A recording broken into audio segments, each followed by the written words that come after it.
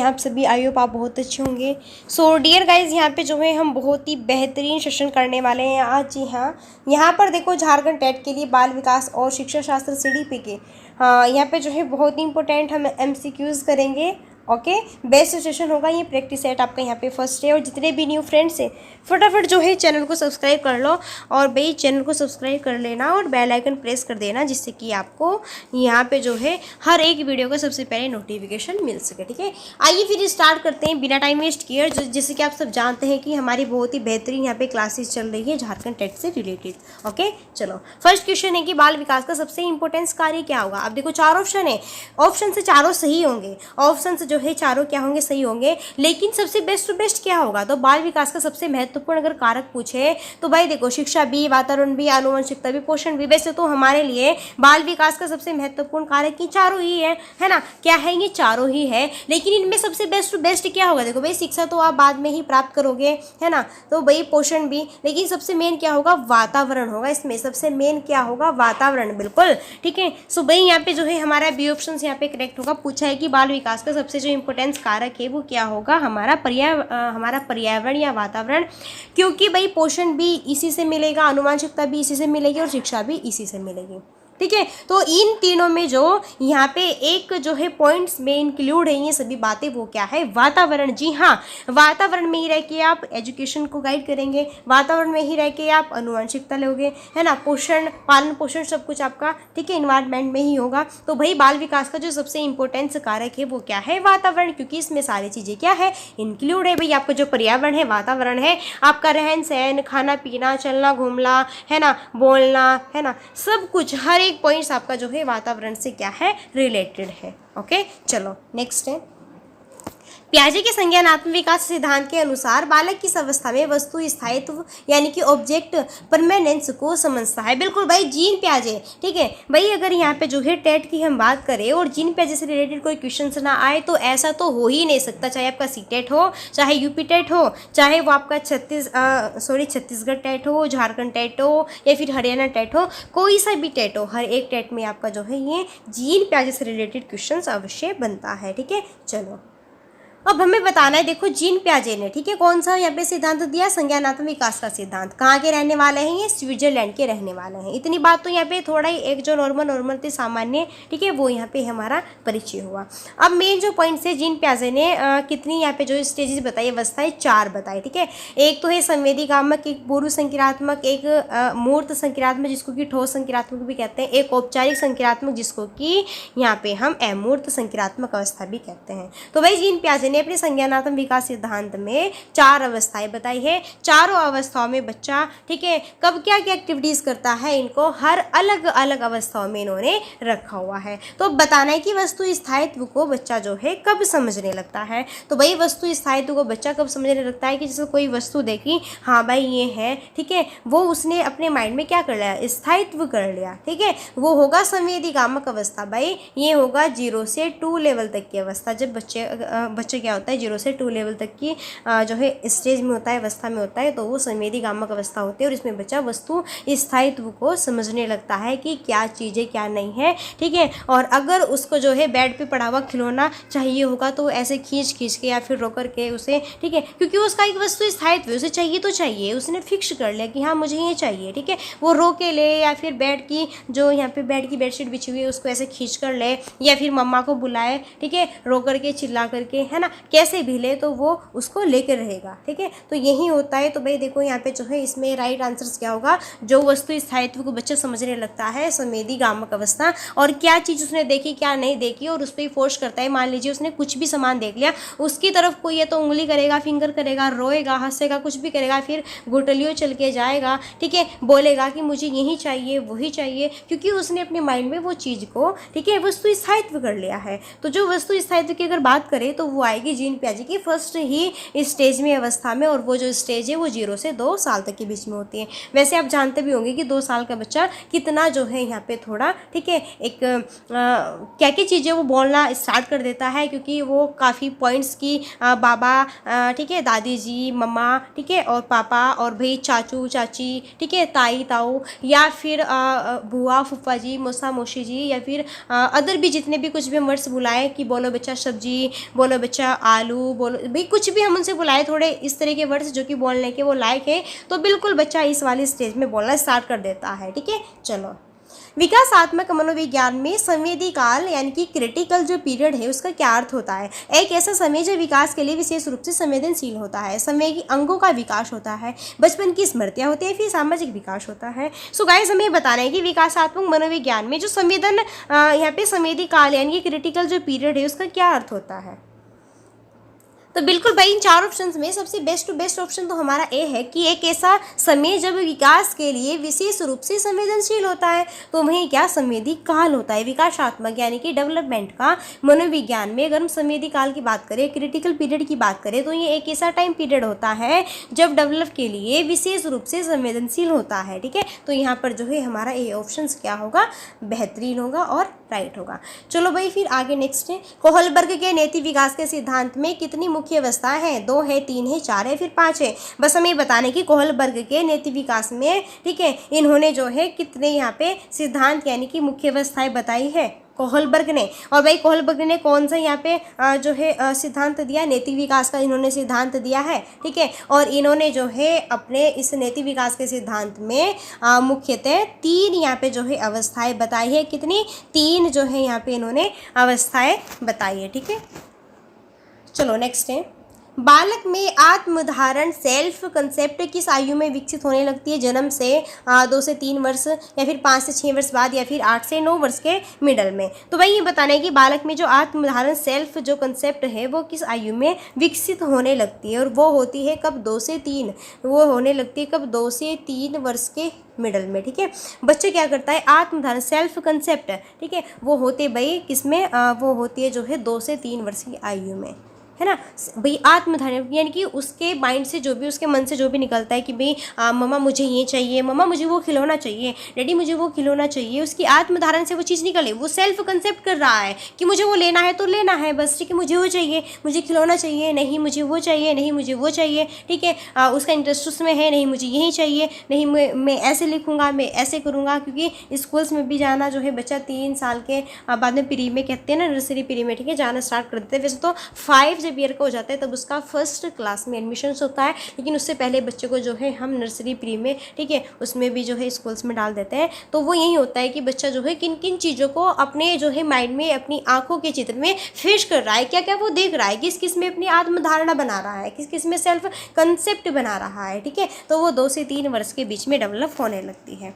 आगे नेक्स्ट भाई, फिर एरिक्सन के मनोसामाजिक विकास सिद्धांत में कितनी अवस्थाएं? 6 है, 7 है, 8 है, फिर 9 है। अगर बात करें एरिक्सन के मनोसामाजिक विकास सिद्धांत में, तो भाई कितनी अवस्थाएं दी इन्होंने दी है 8। कितनी दी है? 8 यहाँ पे दी है। सो गाइज यहाँ पे हमारा सी ऑप्शन राइट होगा। बेहतरीन। आगे नेक्स्ट बेहतरीन क्वेश्चन है कि वाइगोत्स्की के अनुसार बच्चे का संज्ञानात्मक विकास किससे अधिक प्रभावित होता है? बात हुई है किसकी? वाइगोत्स्की की। जीन पियाजे, वाइगोत्स्की, कोहलबर्गी, सी-टेट की, या फिर स्पेशल कोई भी टेट हो किसी भी अदर स्टेट का, उन सब की जानेंगे वाइगोत्स्की और पियाजे। तो वाइगोत्स्की के अकॉर्डिंग बताना है कि बच्चे का जो संज्ञानात्मक विकास है वो किससे अधिक प्रभावित होता है। तो क्या भाई वाइगोत्स्की यहाँ पे अनुवांशिकता की बात करते हैं क्या, भोजन की, खेल की? नहीं, बिल्कुल भी नहीं। जहां पर भी सामाजिक सांस्कृतिक वातावरण होगा, जी हाँ बिल्कुल, ठीक है, वाइगोत्स्की उस पर ही सबसे ज़्यादा क्या करते हैं, मेन फोकस यहाँ पे क्रिएट करते हैं। भाई वाइगोत्स्की का ये कहना है कि बच्चे जो होते हैं अपने संज्ञानात्मक विकास में अपने सामाजिक सांस्कृतिक वातावरण से बेस्ट टू बेस्ट सीखते हैं, उनके बीच में रह के सीखते हैं, उनसे सीखते हैं। ठीक है, तो भाई वाइगोत्स्की का कहना यही है कि बच्चा जो है सामाजिक सांस्कृतिक में ढल कर ही चीज़ों को कनेक्टेड करता है, सीखता है।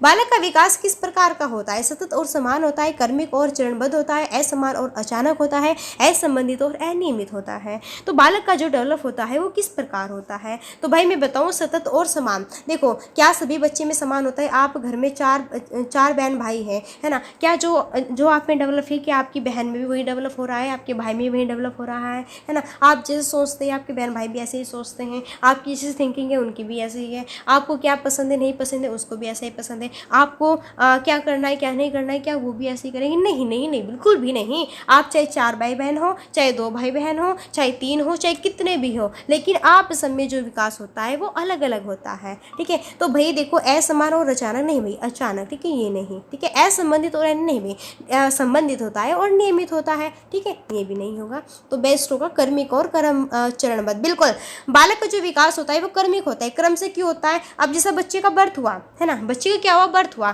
तो बर्थ के जब उसका बर्थ हुआ तब तो जीरो काल में था। जीरो से 1 2 3 4 5 6 7 8 9 10 ऐसे ऐसे ऐसे से एज स्टेज बढ़ता जाएगा कि नहीं जाएगा? या फिर बर्थ होते ही वो बच्चा यहाँ पे 8 साल का हो जाएगा एकदम? नहीं ना। तो विकास का है, क्रम से होता है भाई। पहले 1 साल का, पहले 1 दिन का हुआ, 2 का, 3 का, 4 का, ऐसे बढ़ते बढ़ते 1 साल का, 2 का, 3 का, 4 का, 5 का, ऐसे जाता है कि नहीं? ऐसे थोड़ा ही होगा कि बच्चे ने भी बर्थ लिया और अभी वो 10 दिन का हो गया एकदम नेक्स्ट डे, नहीं ना, ऐसे थोड़ा ही होता है।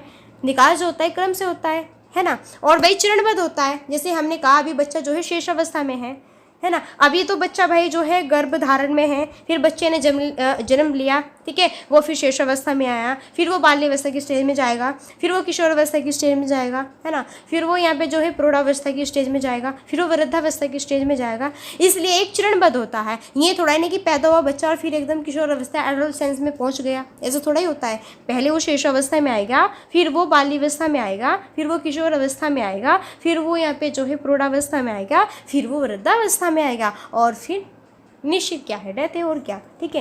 या फिर कब तक जियोगे बताओ? तो बालक का जो विकास होता है वो कर्मिक और चरणबद्ध होता है। चीज़ों को समझना है, रट्टाफिकेशन बिल्कुल नहीं, चीज़ों को क्या करना है, समझना है। अच्छा, मॉन्टेसरी शिक्षा प्रणाली का मुख्य उद्देश्य क्या है? अगर बात करें मॉन्टेसरी शिक्षा प्रणाली के मुख्य उद्देश्य की, तो भाई क्या है, क्या बच्चों को आत्मनिर्भर बनाना, अनुशासित, रचनात्मक, आज्ञाकारी। तो भाई ये तो इतना इंपॉर्टेंट नहीं है, बच्चों को आत्मनिर्भर बनाना। जी हाँ, यही मॉन्टेसरी शिक्षा प्रणाली का मेन क्या है, उद्देश्य है। बाल विकास में आत्मसम्मान का विकास जो है किससे होता है? क्या माता पिता की आलोचना से, या फिर माता पिता के समर्थन और प्रोत्साहन से, या फिर साथियों के दबाव से, या फिर शिक्षकों की सख्ती से? अगर बात करें बाल विकास में जो आत्मसम्मान है उसका विकास जो है बच्चे में कैसे होता है, तो भाई ध्यान से देखो, क्या जो है शिक्षकों की सख्त यहाँ पे कार्रवाई से, या फिर मारपीट से, है ना, ऐसे थोड़े डेवलप होता है? बिल्कुल नहीं। या फिर साथियों के दबाव से? बिल्कुल नहीं। या फिर माता पिता की आलोचना का मतलब ये होता है कि उसकी आलोचना करना, है ना, उसको ये कहना कि ये तुमने नहीं सही नहीं किया है, ये ऐसे नहीं था, ऐसे नहीं थी, ठीक है, इस आलोचना करना है कि उसको गलत कहना है कि नहीं, उसके हित में नहीं रहना, है ना, उसके जो है अहित में रहना, ठीक है।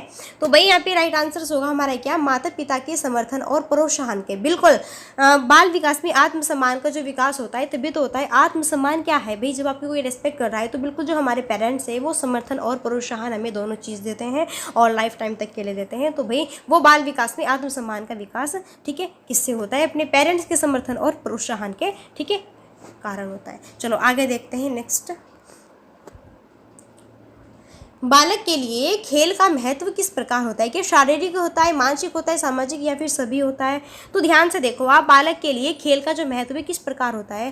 भाई बच्चा खेल कूद कर रहा है तो उसमें बच्चे में क्या क्या यहाँ पे डेवलप होगा? बिल्कुल उसका फिजिकल डेवलप भी होगा, उसके माइंड का भी डेवलप होगा, उसका सामाजिक भी डेवलप होगा। उपरोक्त सभी, वो कौन सा खेल खेल रहा है, समाज में कौन कौन से खेल खेले जाते हैं, हॉकी खेला जाता है तो उसका सामाजिक डेवलप भी हुआ, अपने समाज के बच्चों के साथ में खेल रहा है तो सामाजिक डेवलप भी हुआ। मानसिक विकास, भाई अपने माइंड का यूज़ कर रहा है। मान लीजिए बच्चा खो खो खेल रहा है तो मुझे किस साइड में भागना है, कैसे भागना है, कैसे दूसरे बच्चे को पकड़ना है, कबड्डी खेल रहा है कैसे दूसरे को हराना है, क्या करना है, किस तरीके से, सारी एक्टिविटीज़ कैसे आएगी, ये अपनी माइंड से तो रिलेटेड होगी। अब शारीरिक विकास ये तो मेन है, आप कैसे अपनी बॉडी को यहाँ पे जो है एक अपना बॉडी का जो है एक पूरा जो है अपना बैलेंस बना रहे हैं, किस तरीके से आप खेल पा रहे हैं, तो ये जो है सारी चीज़ें ही भाई कनेक्टेड होती हैं। तो यानी कि यहाँ पे ऑल ऑफ दीज राइट होगा, ठीक है। चलो बेहतरीन है भाई, फटाफट जो है चैनल को सब्सक्राइब कर लो सभी ऑल डियर फ्रेंड्स, क्योंकि बहुत ही बेहतरीन ये हमारा यहाँ पे सेशन जो है चल रहा है। नेक्स्ट है पियाजे के अकॉर्डिंग अगर देखें कि कौन सी अवस्था में बच्चा अमूर्त विचार करना जो है स्टार्ट करता है, संवेदी गामक अवस्था है, पूर्व संक्रियात्मक है, ठोस संक्रियात्मक है, फिर औपचारिक संक्रियात्मक अवस्था है।